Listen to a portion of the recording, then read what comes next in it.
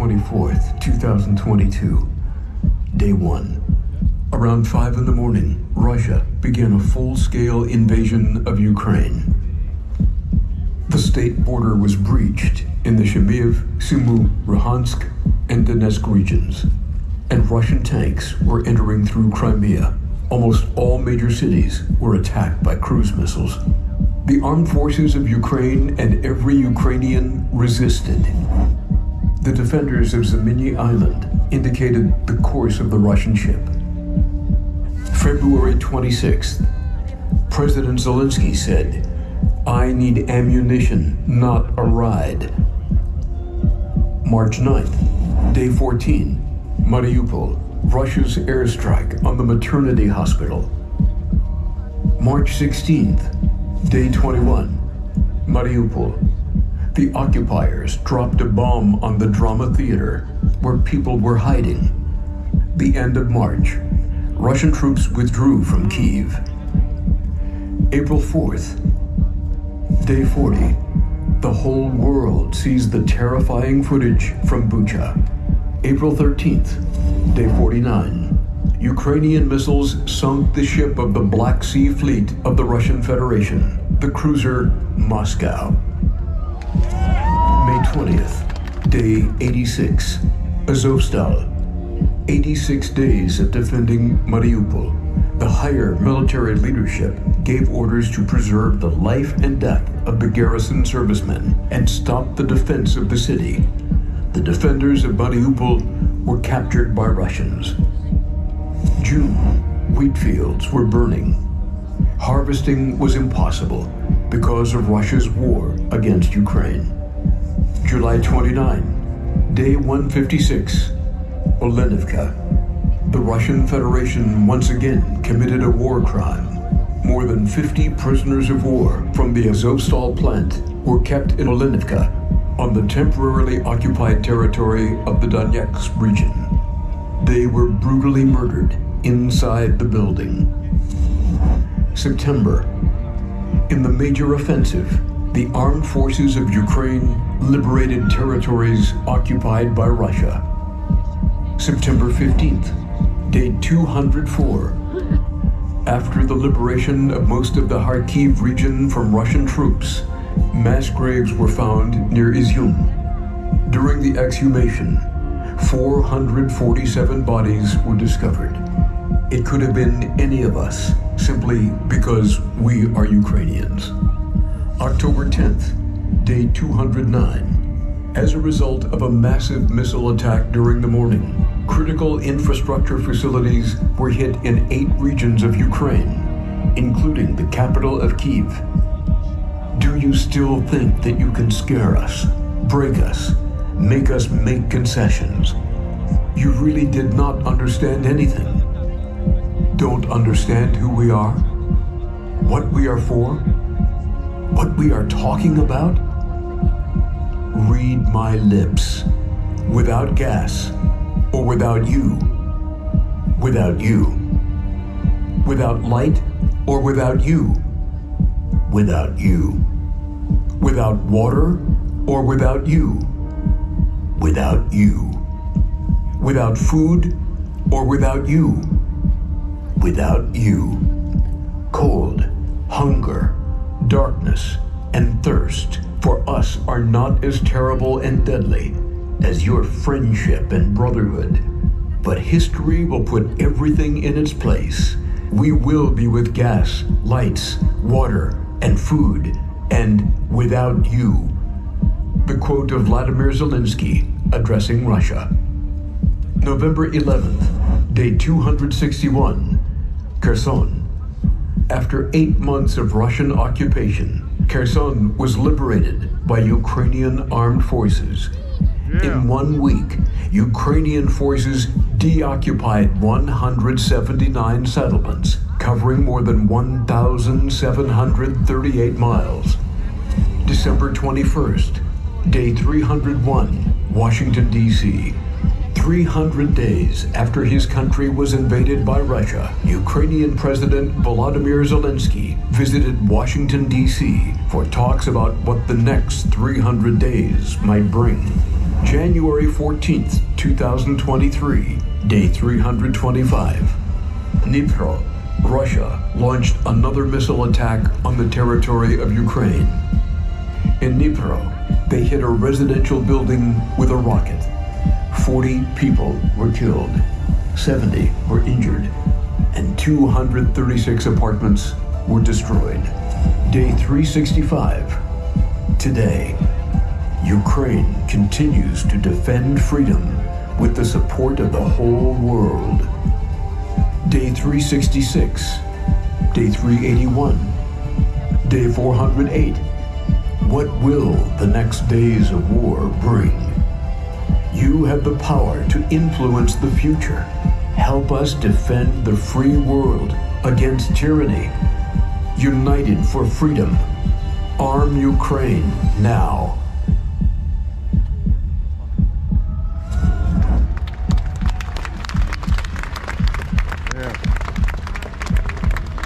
Good evening, ladies and gentlemen. As we see State Capitol building today light up for Ukraine flag, we are united today here, and we want to show our support in sovereignty for Ukrainian people who's fighting today for democracy and freedom. And here's our voices today to stop Russian aggression, to stop Putin. During today and during this year, multiple people ask us to give us interview to American channels, and today people ask, what do you think about bad weather, rain? And we told, you know, we are more motivated even, because on this rainy day we can have this small taste what Ukrainian people facing today, without electricity, in snow, with freezing, without hot water, but they are fighting for freedom. Slava Ukraini! My name is Vlad Skats. I'm founder and chairman for the Ukraine American House. On behalf of all Ukrainian people, I want to say thank you very much to everyone who's during this year helped us to send a lot of stuff to Ukraine for the help. Thank you so much. I would like to invite here General Counsel of Ukraine, Dmytro Kushniruk. Please welcome.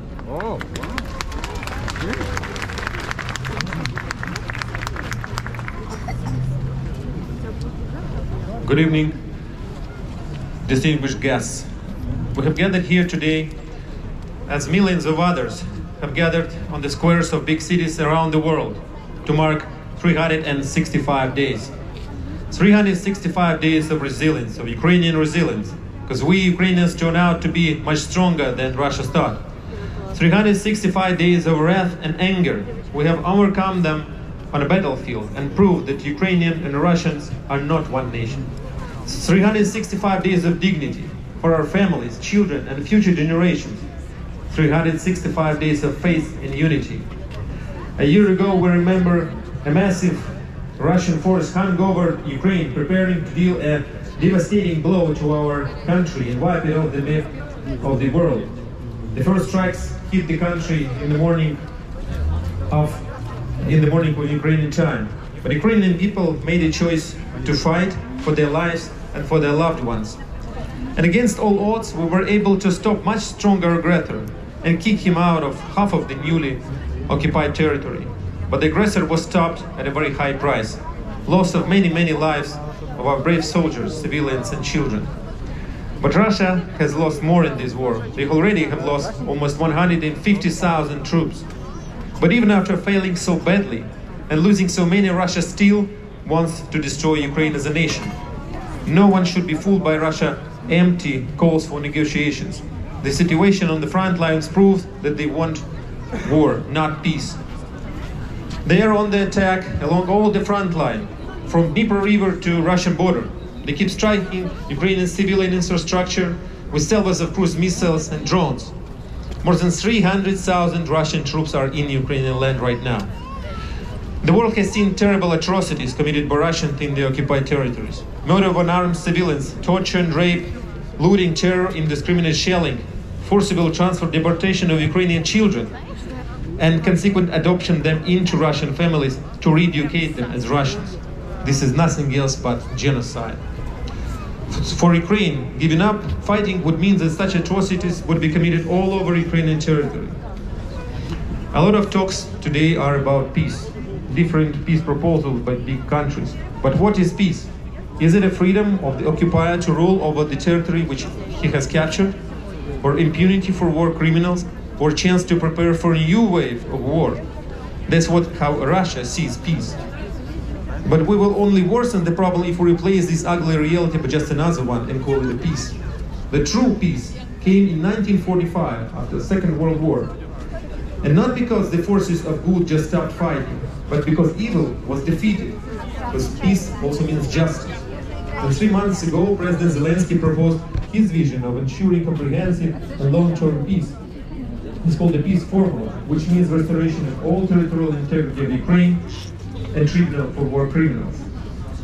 You know, never in recent history has the world seen such a clear line, division between good and evil. One country, Ukraine, merely wants to live, and another country, Russia, just wants to kill and destroy. And there is no other country in the world right now which wants peace more than Ukraine does. We never wanted this war. We never attacked anyone, never sent our troops anywhere. We know that we're fighting for. We're defending our land, our families, our homes, but what the Russians are fighting for, we don't know. This is why the calls within the United States, some political circles, to cease delivery of weapons, ammunition, and financial aid to Ukraine, inspired by some internal political goals, are very badly misplaced. It's perfectly right and legitimate to help a nation who is defending itself. And that's why we're very grateful for the United States for incredible support we have received and for their aid, including Javelins, HIMARS, Bradleys, Patriots, Abrams, and hopefully soon we can say F-16s and attackers. And we're grateful to California National Guard, who is with us here today, which is a partner of Ukraine for almost 30 years now, and who helped train Ukrainian soldiers, which played its important role right now. We're also grateful to the governor and lieutenant governor of California for the help and support they have sent to Ukraine since the beginning of this war. And this support from the United States should continue, should not stop, because this is the only way to help end this war sooner and help Ukraine win. Because the world will just drown in chaos if we allow aggressor states to change the borders by force. So with the support of the world, we believe Ukraine will be able to restore its international recognized borders. Just yesterday, 141 countries voted in favor of the United Nations resolution on principles underlying comprehensive peace in Ukraine. And Russian myth about that only West supports Ukraine has been ruined, because 141 votes mean 141 countries. Almost the whole world supports Ukraine. We know that there are still some countries which, after a year of war, still say that we want to be friends with both Ukraine and with Russia. Let this just end with whatever result. But the problem is that in this war, there are no two equal sides. There's one aggressor and one victim. And Ukraine has lost a lot in this war. But also Ukraine has gained in this war. Ukraine has become stronger, has found real friends, new friends, understood who is the real enemy which manipulates its own people, and fear of its own people, and tries to do the same with ours. And the whole world right now knows what Slava Ukraini means and know how to reply, Geroyam Slava. We believe soon citizens of also Melitopol, Kakhovka, Berdyansk, and many other hundreds of Ukrainian towns and cities will be able to say that loudly again. So on behalf of Consulate of Ukraine, I would like to thank all Ukrainian organizations of California, including Ukrainian American House and others, and also Ukrainian churches of Sacramento and of the whole California for all your help throughout this year. А також усім, хто допомагає, підтримує, усім українцям Каліфорнії, які живуть тут давно, які приїхали нещодавно, всім величезна вдячність за допомогу, яку ви надаєте Україні, та низький уклін. And just to end, you know, this morning President Zelensky said in his address, on February 24th, we Ukrainians did not raise a white flag. We decided to fight for blue and yellow flag. We have become one family. There are no more strangers among us. Ukrainians today all are fellows. Ukrainians have sheltered other Ukrainians, opened their homes and their hearts to those who were forced to flee the war. Ukrainians will withstand all the threats, all the missiles, bombs, blackouts and cold. We are stronger than that. It was a year of resilience, a year of care, a year of bravery, a year of pain, a year of hope, a year of endurance. To commemorate the 1-year anniversary of the invasion of Ukraine and to congratulate the armed forces and the people of Ukraine for their bravery, their courage, their resolve, and their resilience in the defense of freedom. In September of 2021, Lieutenant Governor Kounalakis was honored to welcome to California His Excellency the President of Ukraine, Volodymyr Zelensky, when he visited Silicon Valley. And during that visit, he had a chance to speak with many of the brave members of our National Guard who have served and have trained with their friends and forces in Ukraine. That same month, she welcomed to San Francisco a delegation from Ukraine that included members of parliament and mayors and regional officials from Odessa, Ravine, Broglie, and Ivano-Frankivsk. Little did we realize that a few short months later, Ukraine would be at war with Russia, fighting for its very survival in the face of seemingly overwhelming odds. We're particularly proud here in California of the long-standing partnership that our California National Guard has had with the Ukrainian Defense and Civilian Emergency Services since 1993, and the strong links between our people that this collaboration has fostered. There is no doubt that the bonds formed during decades of joint training exercises on land and in the air helped to prepare the Ukrainian armed forces for the supreme test that they have been facing these past 365 days of courage. Come to California to meet with the Ukrainian American community, to meet with other fellow Americans and talk about why this matters so much to all of us. All of you know, because you're here, what this means for Ukraine. But I think the most important thing that we need to take away from here is explaining to the rest of America why it's important for America. We've had the United States to defend our country, to fight for our freedom from our very beginning. And we heard earlier tonight a wonderful rendition of the national anthem. But I want you to stop and think for a moment what the national anthem actually says. You know what it's about. It's about a fight. Tremendous, brutal warfare. Bombs going off. People looking at our flag flying. While this fight is going on and darkness descends into night. And waking up in the morning, the author of the Star-Spangled Banner asks, is our flag still there? Not knowing. Did we win? Did we survive? Is the fight going on? What's happening? And that has been Ukraine's life for the last year. Ukraine has been fighting for its survival. It's done it out of its own commitment to its people, its freedom, its identity as Ukrainians. And no one knew on the first day or the second day or the third day, is Ukraine going to win? Is Ukraine going to survive? People fought without knowing because they had to. And that has been America's fight. It was our fight in the Revolution. It was our fight in the War of 1812. It's what our national anthem is about. And so when we look at the bravery and the courage and the fight of the Ukrainian people, we have to recognize that as our fight. This is the fight for freedom. It's credited to Edmund Burke to say that all that is needed in the world for evil to triumph is for good men to do nothing. We have the means, thank God we have the means in this country to help. Ukrainians are there to fight for their own lives, their own people, their own territory, but they need the help, and we must not stand by. Now, we have given a lot to Ukraine over the past year. Some would argue it's been a little too slow, and some would argue we should have made some decisions faster, but regardless, I think we can be satisfied and proud that our help to Ukraine went to a good purpose, which helped the Ukrainian people defend their country. And as we look out into the future, I think we can draw a few conclusions. Most important one is that Ukraine survives as a sovereign, independent European democracy. There is no doubt in anyone's mind, as there was a year ago, but not anymore, that Ukraine survives as a sovereign, independent European democracy. We can draw another conclusion. Russia cannot win this war.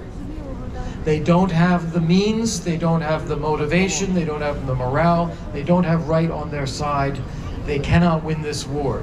And the rest of the world has stood behind Ukraine and will continue to do so. But then the third conclusion that we should take away, and this is the final point I'll make tonight, is that this war is not yet over.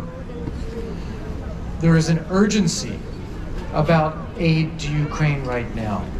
Russia has tremendous mass. They are throwing thousands of people to the front line who are facing almost certain death. And yet they continue to push them out and push them out. And this is devastating for Ukraine. It's a tremendous, horrendous loss of life. And it's unnecessary. So we need to view our aid to Ukraine not only as essential and having secured Ukraine's survival, we have to view it with a new sense of urgency. That if we want to end this war more quickly, if we want to see Ukraine suffer less, and we want to be sure that the rest of us will not be drawn into a battle, then the most important thing is to give Ukraine all the help that it needs right now. So as we leave here this evening, I want to ask all of you who know Ukraine, who believe in Ukraine, who have friends and relatives there, who understand this, to help spread the word that this is not only Ukraine's fight, but this is America's fight as well, because we are all fighting for the same thing, and that is freedom. Thank you very much.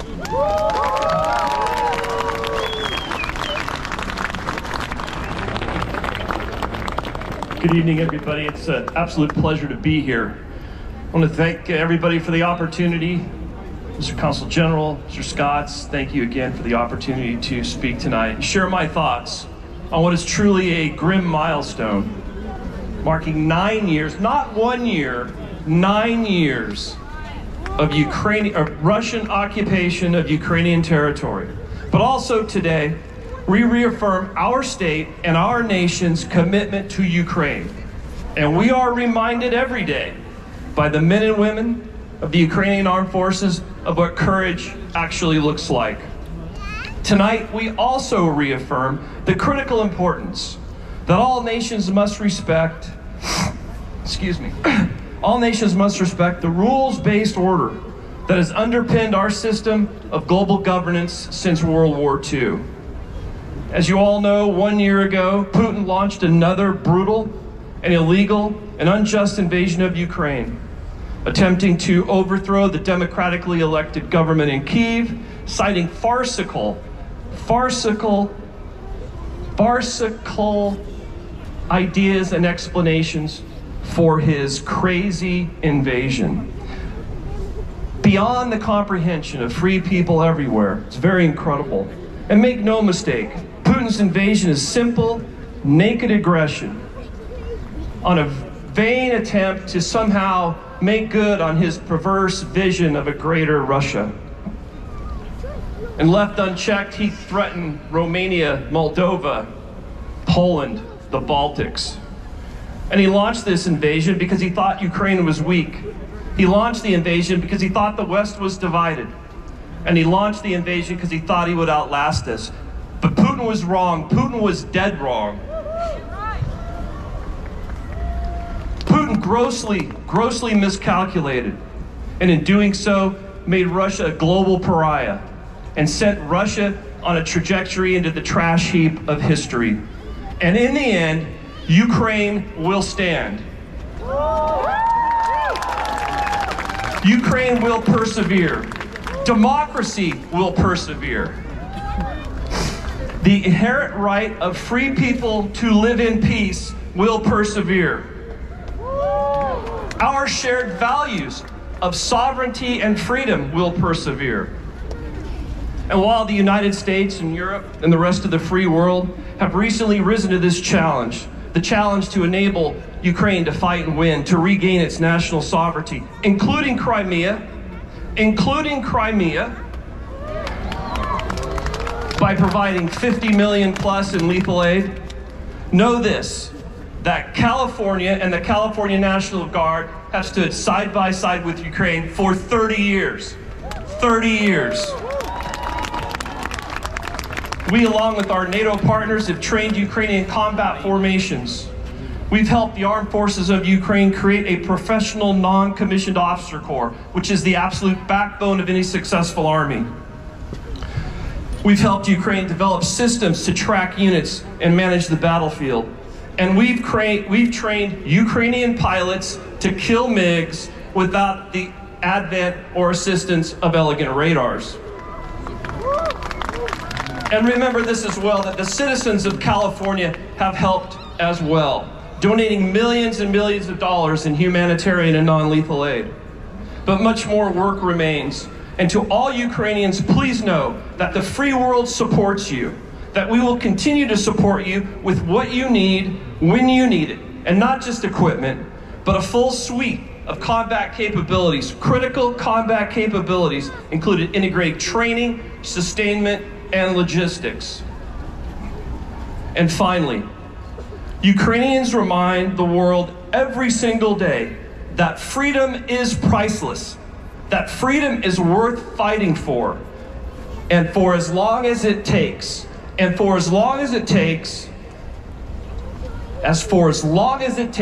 people of this great state and the United States will stand with Ukraine for as long as it takes. Thank you.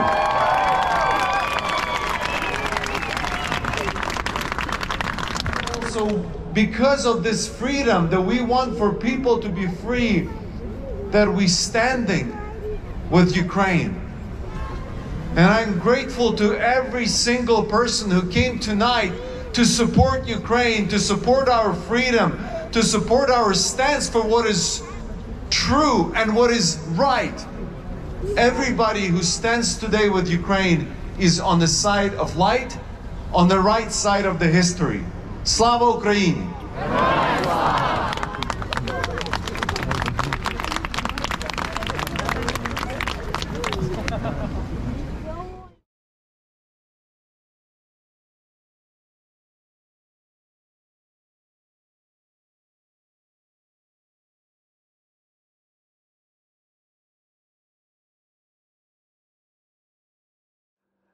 Подписывайтесь на мой канал. Собака Владимир Зимин 7820.